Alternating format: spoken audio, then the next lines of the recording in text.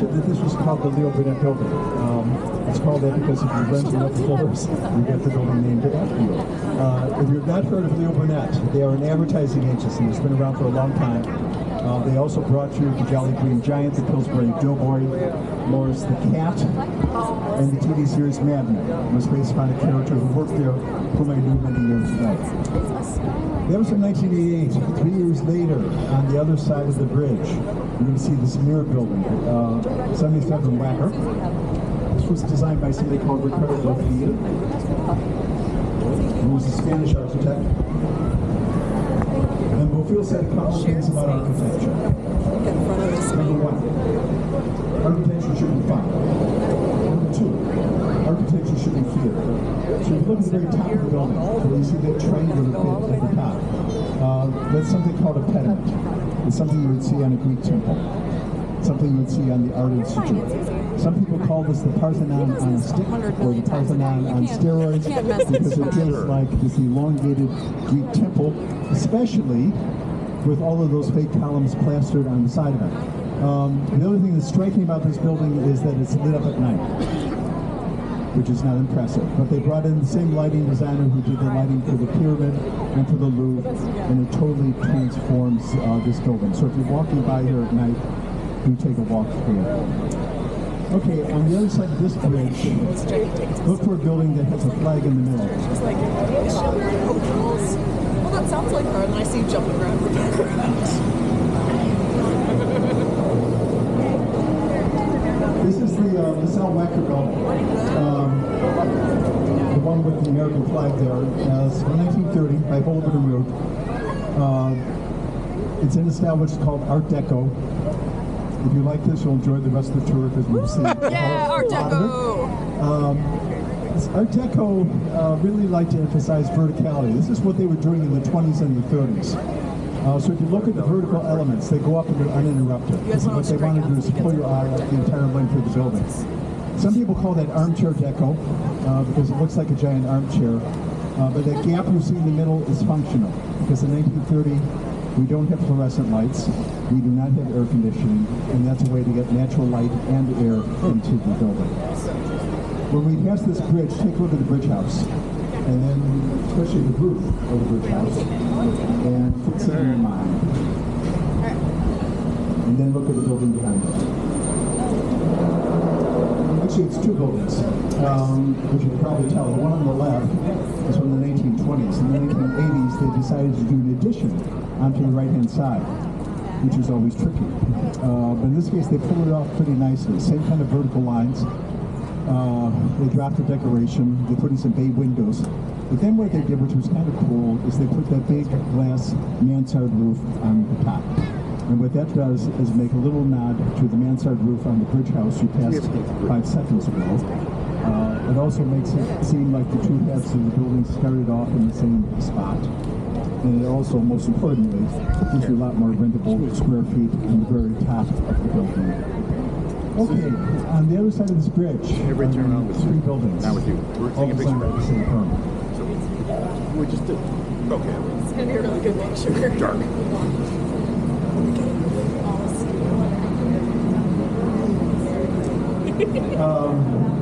First one I want to talk about is the one that has the American flag coming out of the portal.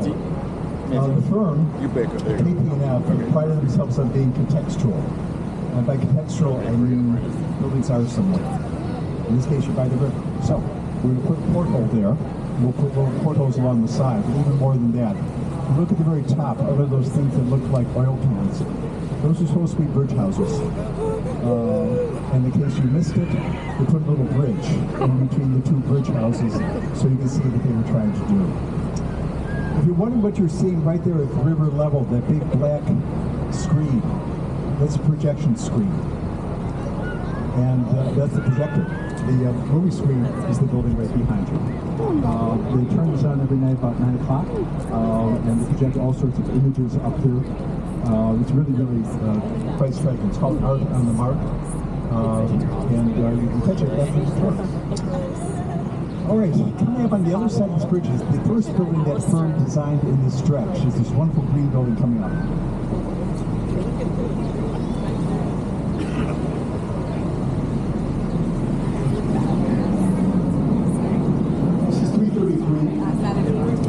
They're still playing with that three-part style.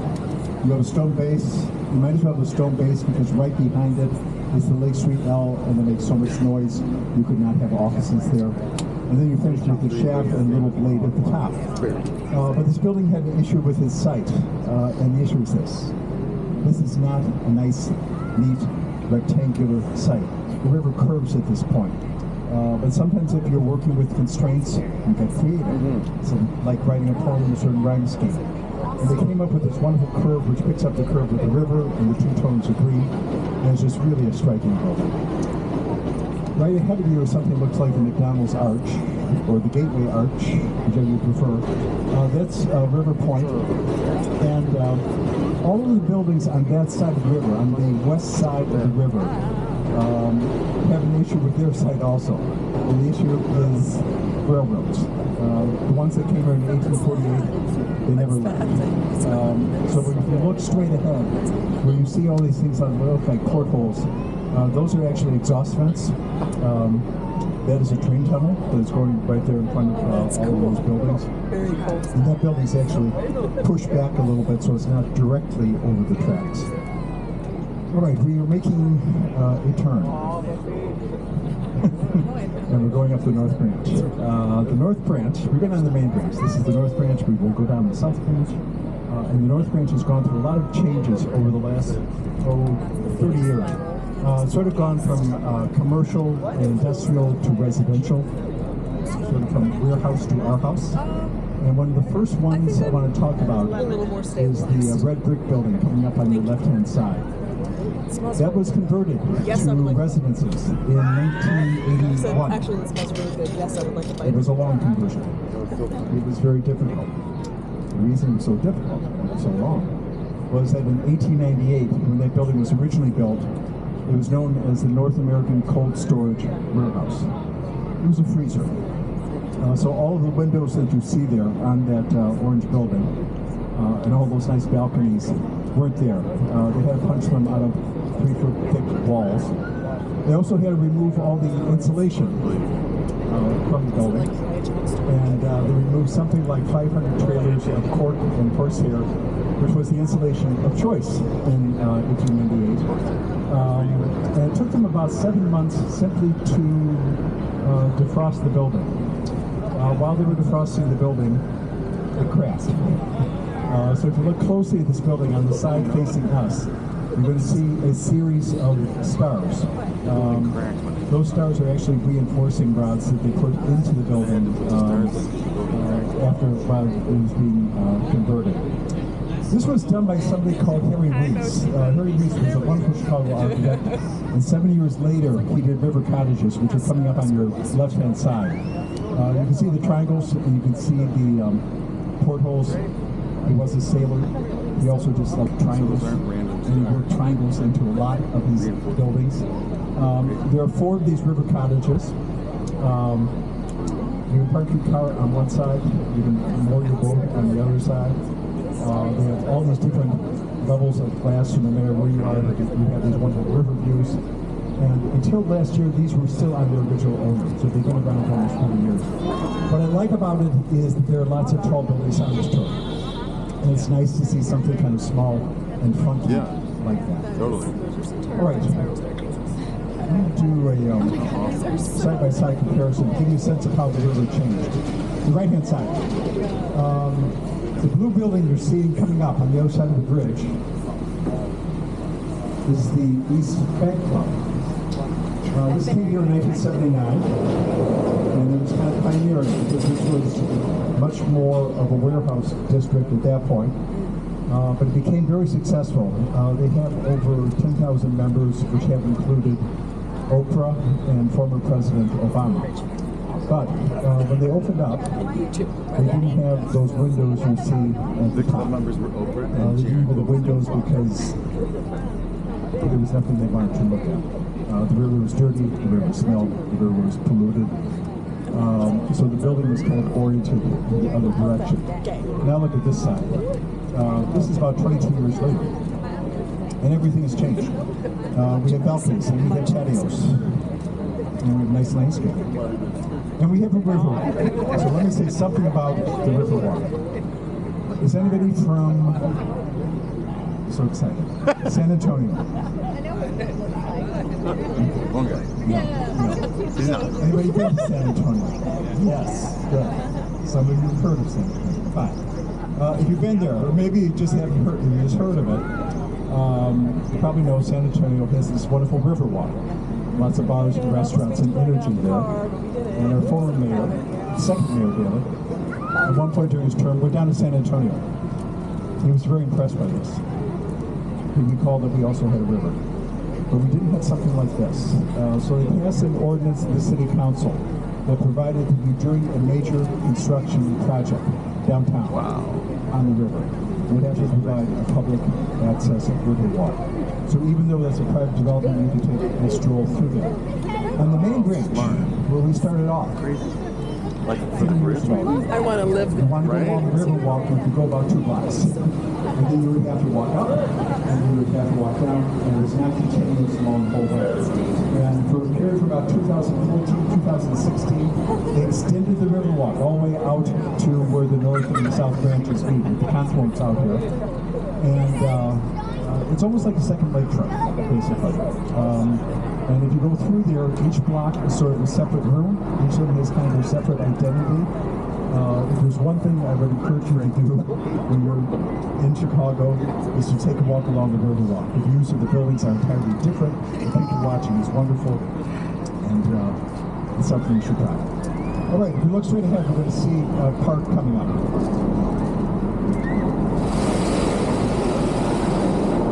That's on purpose. That's on purpose. The park is called Montgomery Ward Park. It's just a place.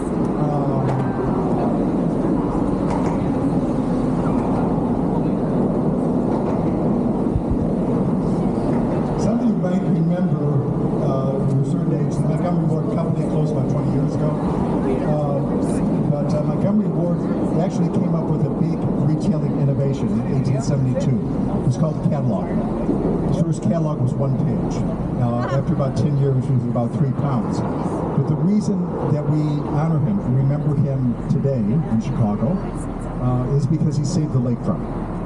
The reason you have Grant Park, the reason you have Millennium Park is that he repeatedly sued to keep that all open and free of commercial development. So this was named after him. Everything around the park pretty much has come in the last 20 years, with the exception of the red brick building with the black water tower. The one I want to talk about is the one that has the upside-down bees on it. That building is called Erie on the Park, designed by Lucien Lagrange. And the upside-down bees are structural, obviously. They're holding the building up. We call that an exoskeleton, because just as your skeleton is holding you up, that's what's holding the building up. And it's exo because it's on the outside. Because it's on the outside, that means you don't need a lot of columns inside, which means you get these nice, wide open floor plans. And I think this sold out within a month. It's just a series of condominiums. If that bracing on the outside looks sort of familiar, the same architect worked with the firm that did the John Hancock building on North Michigan Avenue, which has the big X bracing. If you look out in the right in 5 seconds, you should see the John Hancock, unless it's too cloudy. No, there it is. All right, let me explain what this yellow striping is doing on these buildings. The architects had actually gone to Copenhagen on a tour. And while Copenhagen has the same dismal climate we do in the winter, a lot of the buildings on the waterfront had color on them and really brightened things up. And so they came back and they decided to try it with these 2 buildings. And it almost gives it a 1930s feel because it's got all that vertical thrust going up. And a lot of these buildings did use color. One reason they may have been going for a 1930s look was to be a good name. Because the next building coming up with the balconies was from 1930. I mentioned that the park was called Montgomery Ward Park. That wasn't accidental. This building and the next one coming up all had to do with the Montgomery Ward Company. This was their administration building. And I keep using this term deco, because this is a deco building. It's short for decoration. What characterized a lot of these buildings from the 30s is they would have this low relief sculpture decoration on it. At the top there are eagles, which were very popular throughout the 30s. At the bottom, there are butterflies here. When the company closed, obviously this became residential, as you can tell from all those balconies. And because it was a major construction project, they had to put in a riverwalk. In this case, they did it by carving a pipe through the inside of the building. That's good. That building was connected by a tunnel that went under this bridge to the one coming out.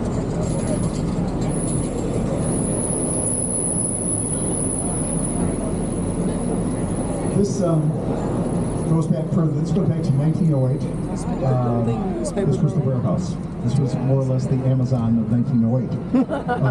It covered a couple of football fields. People went around on roller skates to fill orders in the building, because that was the quickest way to get around.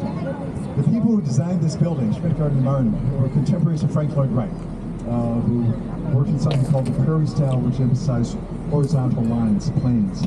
So you look at those 7 brick concourses at the top of the 7 floors, and they run the entire length of the building. Because what they want to do is sort of pull your eye along the whole length of that building. If you look forward, looks like the river is splitting. Actually, what you're seeing up the left-hand side is the North Branch. That's where it continues.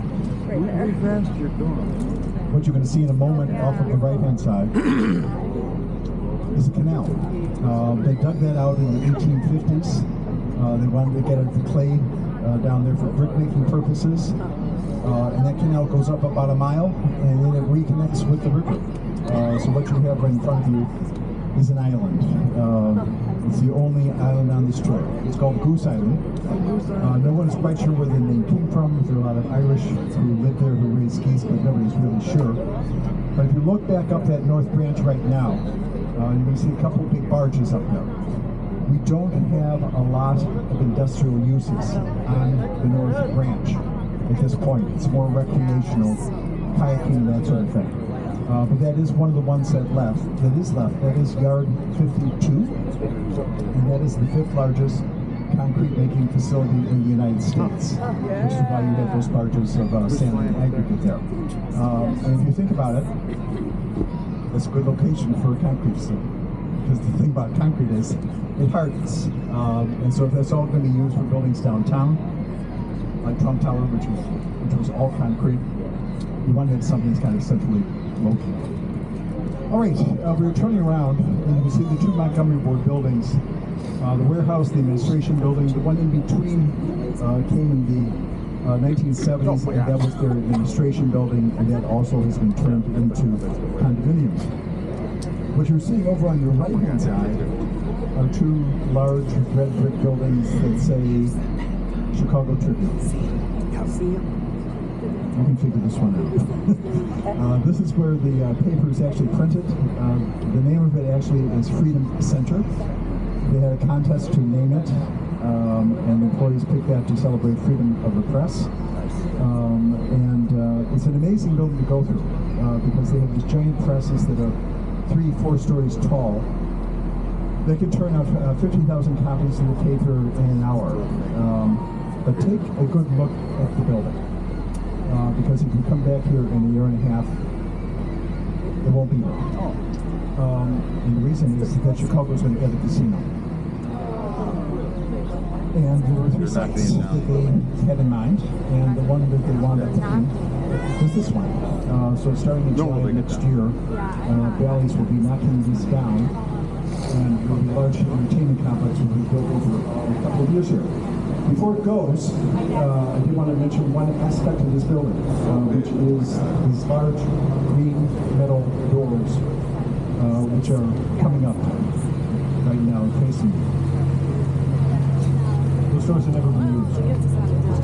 What they had wanted to do originally was to bring newsprint here by barge. It would be a very inexpensive way of getting the newsprint here, and they would have unloaded right by these doors. However, to do that, they needed to dredge the river at this point to get a little more depth. And then they discovered that there was so much toxic material at the bottom of the river at this particular point that the Army Corps of Engineers did not want them dredging it at all. So the doors had remained shut, they've never been used, and the newsprint comes in by rail from the other side. All right, since I was just talking about the condition of the river, I'm going to take a break from talking about buildings. We'll keep talking. But I'm going to tell you 2 river stories before we get down to the main branch.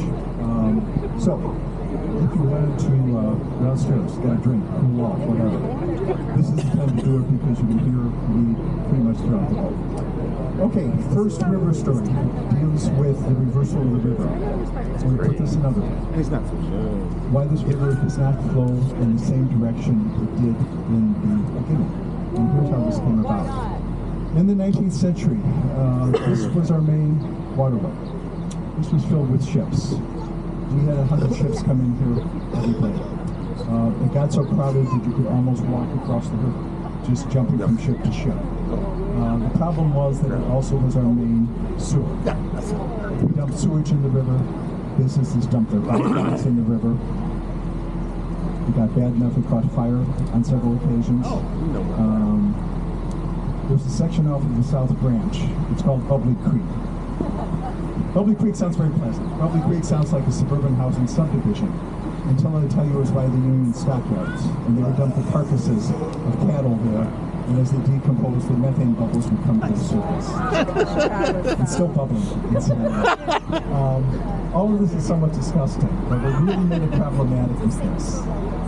The river starts in the north and flowed out into Lake Michigan. And if you just stand at the edge of Lake Michigan and look out, about 2 miles, you see some structures out there, and they're called cribs. Cribs supply us with our drinking water. There's a water intake system out there, and there's a 2-mile underground pipe which brings the fresh water in. Some of you can see where this is going. When there were heavy rains, the contents of this river got pushed further and further out into the lake, and it got into the water intake system, and a whole to get to the underground.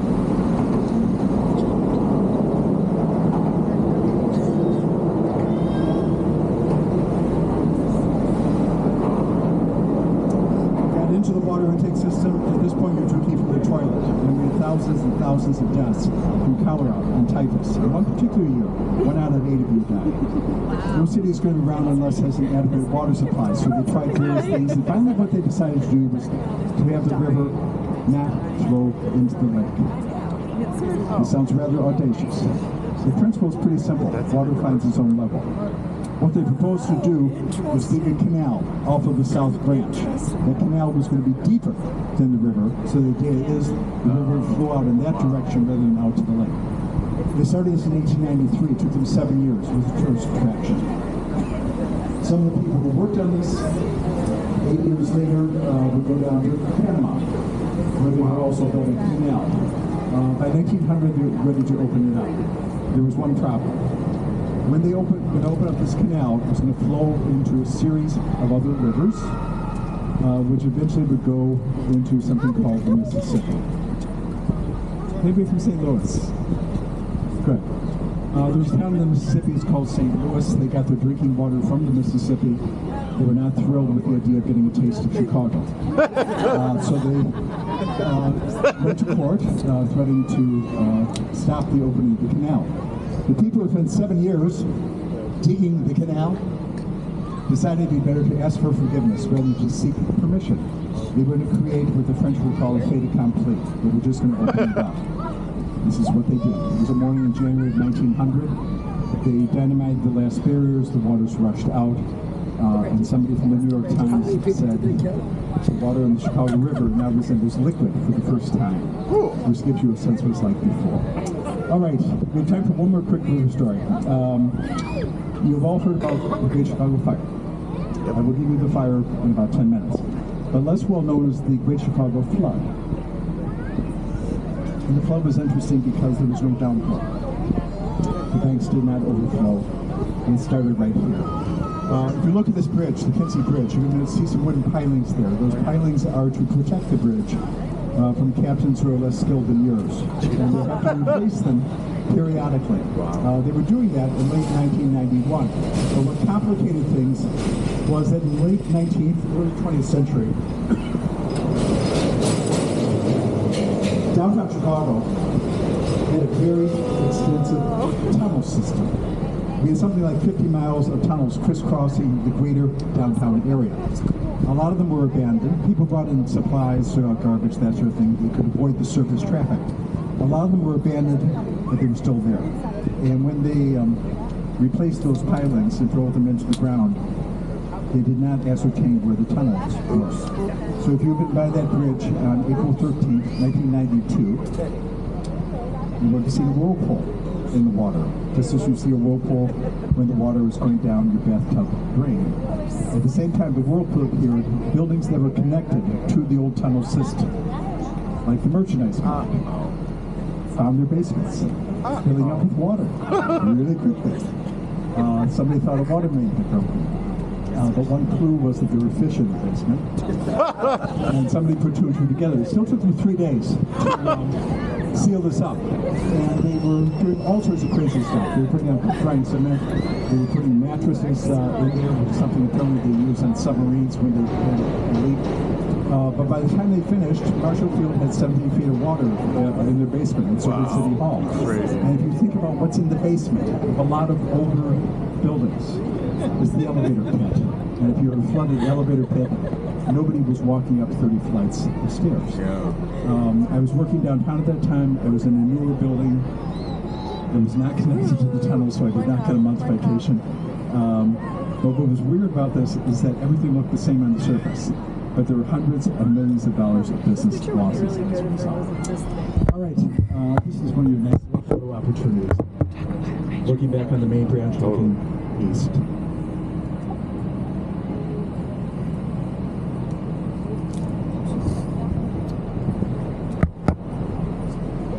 Quick historical note coming up.